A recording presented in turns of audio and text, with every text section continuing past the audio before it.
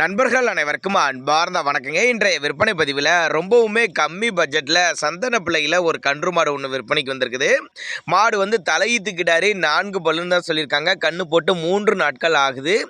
என்ன கண்ணுனா காலை கண்ணு தான் ஈன்றிருக்குது அப்படின்னு தாங்க மாட்டுக்கார தரப்புல வந்து சொல்லியிருக்காங்க. மாட்டுக்கு சரி கண்ணுக்கு சரி ரெண்டுக்கும் சுழி தவறலாம் எதுவும் இல்லை. சுழி சுத்தமான மாடு கண்ணுங்க. ரெடி கறவையில் இருக்குது.